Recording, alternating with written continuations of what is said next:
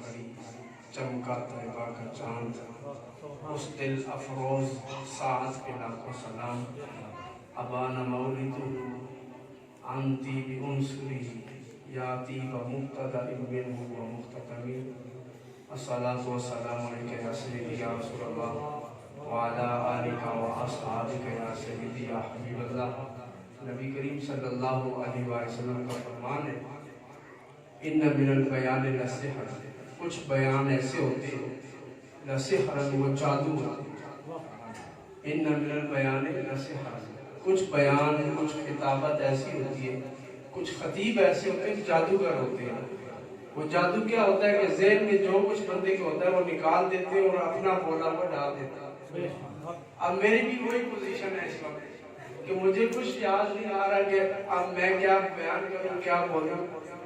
شاہ صاحب نے ماشاءاللہ بہت ہی خوبصورت انداز میں بیان فرمایا ہے، میں تو وہی سنتا رہا اور وہی یاد کرتا رہا کہ ان کی بھی باتیں مجھے بھی یاد ہو جائیں۔ مالک کائنات ہمیں یہ یاد رکھنے کی اور اس پر عمل پیرا ہونے کی توفیق عطا فرمائے۔ محفل میلاد مصطفیٰ صلی اللہ علیہ وآلہ وسلم، ایک بزرگ تھے ہر سال میلاد مناتے، تو قسمت جان گئی، حضور کی زیارت ہوئی اور عرض کی یا رسول اللہ صلی اللہ علیہ وسلم، یہ جو ہم میلاد مناتے ہیں یہ آپ کی نظر میں کیسا ہے، آپ ہمیں بتائیں۔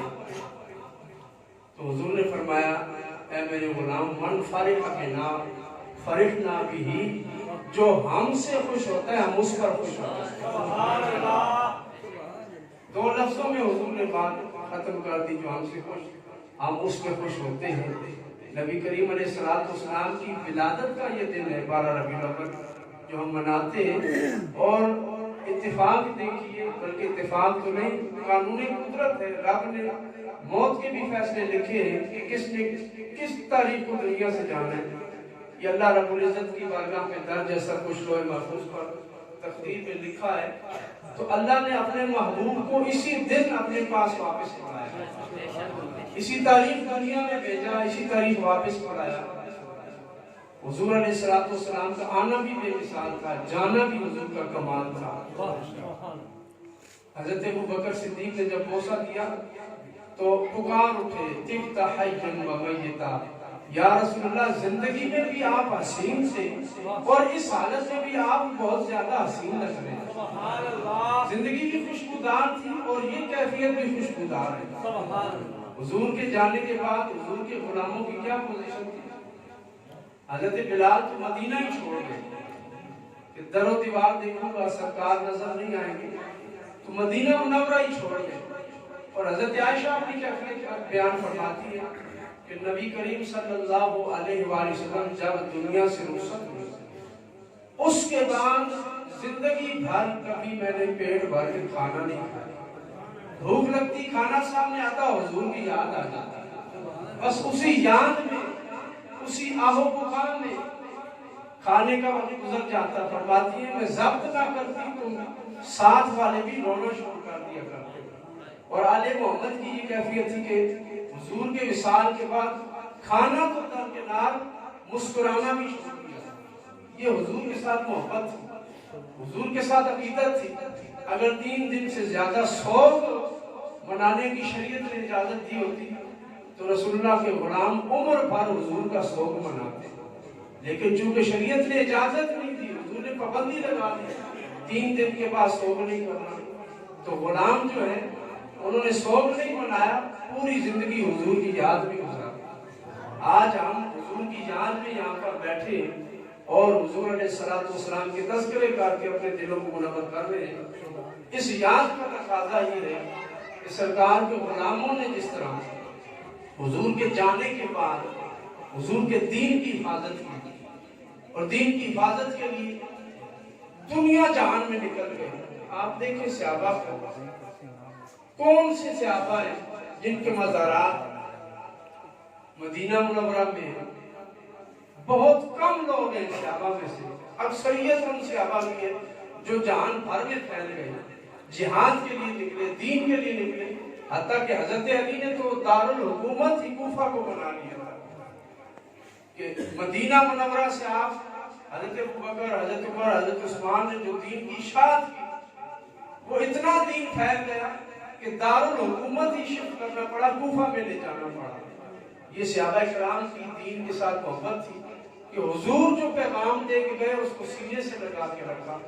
آج ہم اس پیغام کو، اس قرآن کو سینے سے لگائیں گے تو صحابہ والا ایمان تازہ ہو جائے گا۔ اگر ہم اس تعلیم کو، دین کو اپنے سینے سے نہیں لگاتے اور اس کو فراموش کر دیتے، بس میلاد منا لیا اور بات ختم، تو پھر یقین مانے کہ سب کچھ ختم۔ حضرت مجدد الفسانی فرماتے ایک شخص روزانہ 50,000 بار درود پاک پڑھتا تھا۔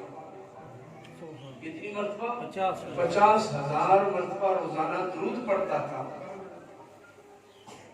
اور فرماتے ہیں کہ آخری وقت آیا تو وہ ایمان سے ہی محروم ہو گیا۔ روزانہ 50,000 مرتبہ درود پڑھنے والا ایمان سے محروم ہو گیا۔ پوچھا گیا حضرت یہ کس وجہ سے؟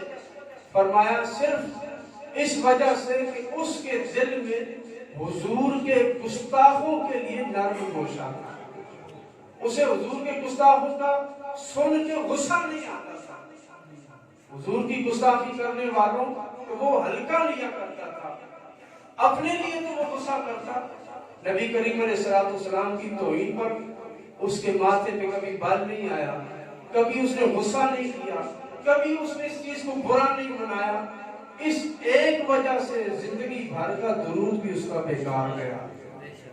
تو غور فرمائیے، آج ہم اگر ان گستاخان رسول کے لیے نرم گوشہ رکھیں گے، انہیں ہلکا سمجھیں گے اور گستاخوں کا ساتھ دینے والوں کے اگر ہم معاون بن جائیں گے۔ ایک ہوتا ہے دوست کا دوست، وہ بھی دوست ہوتا ہے، اور ایک ہوتا ہے دشمن کا دوست، وہ بھی دشمن ہوتا ہے۔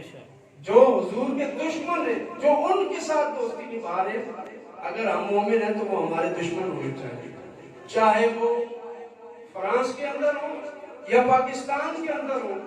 جو بھی حضور کے گستاخوں کے ساتھ معاملات کرتا ہے، دوستی رکھتا ہے اور ان کا معاون بنتا ہے، ہمیں ان سے اپنے رشتے ناتے ختم کر دینے چاہیے، توڑ دینے چاہیے، کہ کہیں ایسا نہ ہو کہ مرتے وقت ہم ایمان سے محروم ہو جائیں۔ اور سب سے بڑی بات یہ ہے، صوفیاء فرماتے ہیں، محدثین فرماتے ہیں، حضرت بایزید بستامی اپنے پیر و مرشد کے پاس جاتے تو کہتے ہیں یہ دعا کرے اللہ مجھے موت جب دے تو ایمان پر خاتمہ۔ آپ نے کہا کس لیے آپ یہ دعا کرتے ہیں؟ فرمایا اس لیے کہ اکثر لوگ جو ہوتے ہیں دنیا میں، مومن جو ہوتے ہیں ایمان کی عادت میں زندگی گزارتے ہیں، آخری وقت انہیں موت کفر پہ نصیب ہو جاتی ہے، ایمان سے وہ محروم ہو جاتے ہیں۔ تو صوفیاء اپنی موت کی فکر کرتے تھے کہ ہمیں ایمان والی موت نصیب ہو، اور ایمان والی موت تب نصیب ہوتی ہے جب زندگی میں ہم حضور علیہ السلام کی محبت کا حق ادا کریں۔ مالک کائنات ہمیں نبی کریم علیہ السلام کا سچا اور پکا امتی بننے کی توفیق عطا فرمائے۔